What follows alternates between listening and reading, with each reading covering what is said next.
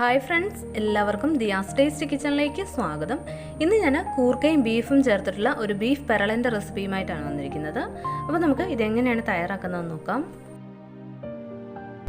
ആദ്യം നമുക്ക് ബീഫ് ഒന്ന് വേവിച്ചെടുക്കണം. അപ്പോൾ ഞാൻ കുക്കറിലാണ് ബീഫ് വേവിച്ചെടുക്കുന്നത്.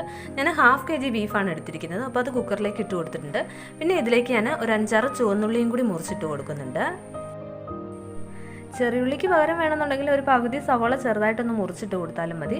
എന്നാലും ചെറിയുള്ളി ചേർക്കുന്നതായിരിക്കും കൂടുതൽ ടേസ്റ്റ്. പിന്നെ ഞാൻ ഇതിലേക്ക് ഒരു തണ്ട് കറിവേപ്പിലയും കൂടി ഒന്ന് ചേർത്ത് കൊടുക്കുന്നുണ്ട്. എന്നിട്ട് നമുക്കിതിലേക്ക് ഒരു 1/4 ടീസ്പൂൺ മഞ്ഞൾപ്പൊടിയും 1/4 ടീസ്പൂൺ ഗരം മസാലയും കൂടി ചേർത്ത് കൊടുക്കാം. നമ്മളിപ്പോൾ ബീഫ് വേവിക്കുന്നതിൽ മഞ്ഞൾപ്പൊടിയും ഗരം മസാലയും ഉപ്പും മാത്രമേ ചേർക്കുന്നുള്ളൂ, വേറെ പൊടികളൊന്നും ചേർക്കുന്നില്ല. അപ്പോൾ ഇത് ചേർത്ത് കൊടുത്തിട്ട് നമുക്കിതിലേക്ക് എടുത്ത് വെച്ചിരിക്കുന്ന കൂർക്കയും കൂടി ചേർക്കണം. കൂർക്ക ഞാൻ തൊലിയൊക്കെ കളഞ്ഞ് കഴുകി വൃത്തിയാക്കിയത് 2ആയിട്ട് മുറിച്ചിട്ടാണ് ഇതിലേക്ക് ഇപ്പോൾ ചേർത്ത് കൊടുക്കുന്നത്. അപ്പോൾ കൂർക്കയും ചേർത്തിട്ട് ഇതിലേക്ക് ഒരു അല്പം വെള്ളവും കൂടി ചേർത്ത് കൊടുത്തിട്ട് നമുക്ക് മൂടി വെച്ചിട്ട് വേവിച്ചെടുക്കണം. ബീഫിൽ നിന്നൊക്കെ നിറയെ വെള്ളം ഇറങ്ങും, അതുകൊണ്ട് കുറച്ച് വെള്ളം മാത്രം ചേർത്താൽ മതി. അപ്പോൾ ഇനി കൂർക്കയും ബീഫും ഒക്കെ വെന്ത് വരുന്ന സമയത്ത് നമുക്ക് ഇതിലേക്ക് വേണ്ട സവാളയൊക്കെ ഒന്ന് വഴറ്റിയെടുക്കണം. അപ്പോൾ അതിനായിട്ട് ഞാൻ ഒരു പാൻ വെച്ചിട്ട് അതിലേക്ക് ഒരു 2 ടേബിൾ സ്പൂൺ വെളിച്ചെണ്ണ ഒഴിച്ച് കൊടുത്തിട്ടുണ്ട്. ഇനി എണ്ണ നന്നായിട്ടൊന്ന് ചൂടായി വന്നു കഴിയുമ്പോഴേക്കും ഒരു ടീസ്പൂൺ കടുക് ഇട്ട് കൊടുത്തിട്ടുണ്ട്. കടുകൊക്കെ ഒന്ന് പൊട്ടി വന്നു കഴിയുമ്പോഴേക്കും ഞാൻ ഒരു 3-4 ചുവന്നുള്ളി ചെറുതായിട്ടൊന്ന് അരിഞ്ഞതും കൂടി ചേർത്ത് കൊടുത്തിട്ടുണ്ട്. ഇനി ഈ ചുവന്നുള്ളിയൊക്കെ നന്നായിട്ടൊന്ന് കളർ മാറി നല്ലൊരു ബ്രൗൺ കളറായി മൂത്ത് വരണം.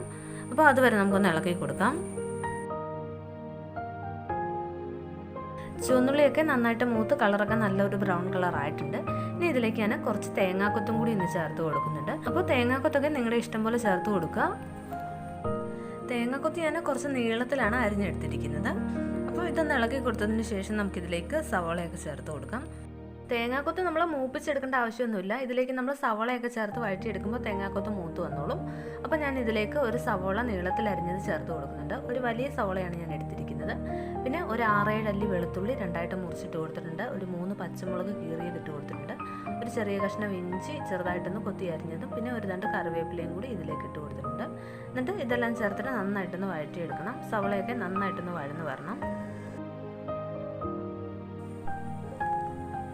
ഈ സവാളയൊക്കെ ഒന്ന് വഴന്ന് ഒരു ട്രാൻസ്പെറൻ്റ് ആയി വരുമ്പോഴേക്കും നമുക്കിതിലേക്ക് മഞ്ഞൾപ്പൊടി ചേർത്ത് കൊടുക്കാം. ഞാനിപ്പോൾ ഒരു 1/4 ടീസ്പൂൺ മഞ്ഞൾപ്പൊടിയും കൂടി ഇതിലേക്കൊന്ന് ചേർത്ത് കൊടുക്കുന്നുണ്ട്. എന്നിട്ട് വീണ്ടും നന്നായിട്ടൊന്ന് ഇളക്കി കൊടുക്കണം. ഇനി സവാളയൊക്കെ ഒന്ന് വഴന്ന് വന്നു കഴിയുമ്പോഴേക്കും നമുക്കിതിലേക്ക് ബാക്കിയുള്ള പൊടികളും കൂടി ചേർത്ത് കൊടുക്കാം. ഞാനിപ്പോൾ 2 ടീസ്പൂൺ കാശ്മീരി ചില്ലി പൗഡർ ഇതിലേക്ക് ചേർത്ത് കൊടുക്കുന്നുണ്ട്. പിന്നെ ഒരു 2 ടീസ്പൂൺ മീറ്റ് മസാലയും കൂടി ഇതിലേക്കൊന്ന് ചേർത്ത് കൊടുക്കണം.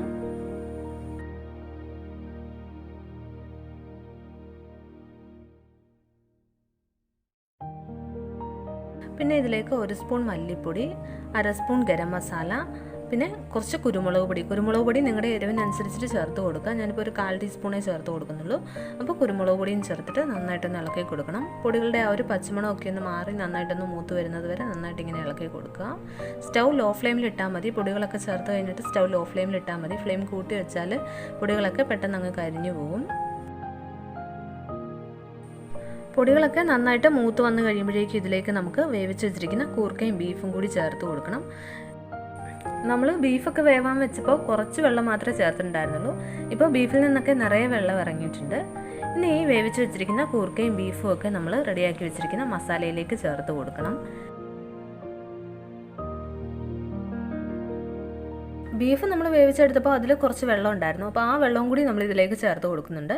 എന്നിട്ട് ഇതെല്ലാം ചേർത്ത് നന്നായിട്ടൊന്ന് ഇളക്കി യോജിപ്പിച്ചെടുക്കണം. എന്നിട്ട് നമുക്ക് ഇത് മൂടി വയ്ക്കാം. മൂടി വെച്ചിട്ടാണ് നമ്മളിതിൻ്റെ വെള്ളം വറ്റിച്ചെടുക്കുന്നത്. അപ്പോൾ മസാലയൊക്കെ ബീഫിൽ നന്നായിട്ടൊന്ന് പിടിക്കുകയും ചെയ്യും. അപ്പോൾ ഇത് നന്നായിട്ടൊന്ന് മിക്സ് ചെയ്തെടുത്തതിന് ശേഷം നമുക്ക് മൂടി വെച്ച് കൊടുക്കാം. നന്നായിട്ടൊന്ന് ഇളക്കി യോജിപ്പിച്ചെടുക്കണം.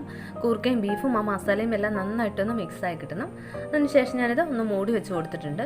ഇനി ഇതിനുള്ളിൽ വെള്ളമൊക്കെ നന്നായിട്ടൊന്ന് വറ്റി വരണം. പിന്നെ ഇടയ്ക്കിടയ്ക്കൊന്ന് ഇളക്കി കൊടുക്കണം, അതല്ലാന്നുണ്ടെങ്കിൽ അടിയിൽ പിടിക്കും. ഇപ്പോൾ ഞാൻ ഇതിൻ്റെ മൂടി ഒന്ന് തുറന്ന് നോക്കുന്നുണ്ട്. ഇതിലെ വെള്ളമൊക്കെ നന്നായിട്ടൊന്ന് വറ്റി വന്നിട്ടുണ്ട്. അപ്പോൾ ഇനി നമുക്ക് ഇതൊന്നുകൂടി ഒന്ന് ഇളക്കി കൊടുക്കാം. അതിനുശേഷം ഉപ്പൊക്കെ പാകത്തിനുണ്ടോ എന്ന് നോക്കണം. ഉപ്പ് കുറവാണെന്നുണ്ടെങ്കിൽ വീണ്ടും ചേർത്ത് കൊടുക്കുക. നമ്മൾ സവാളയൊക്കെ വഴറ്റിയെടുത്ത് ആ മസാലയിലേക്ക് ബീഫും കൂടി ചേർത്ത് മിക്സ് ചെയ്തെടുത്തിട്ട് അതിൽ ഉപ്പൊക്കെ പാകത്തിനുണ്ടോ എന്ന് നോക്കണം. ഉപ്പ് കുറവാണെന്നുണ്ടെങ്കിൽ വീണ്ടും കുറച്ചും കൂടി ചേർത്ത് കൊടുക്കണം. എന്നിട്ട് ഇതൊന്ന് മൂടി വെച്ചിട്ട് ഇതിലെ വെള്ളമൊക്കെ വറ്റിച്ചെടുത്താൽ മതി.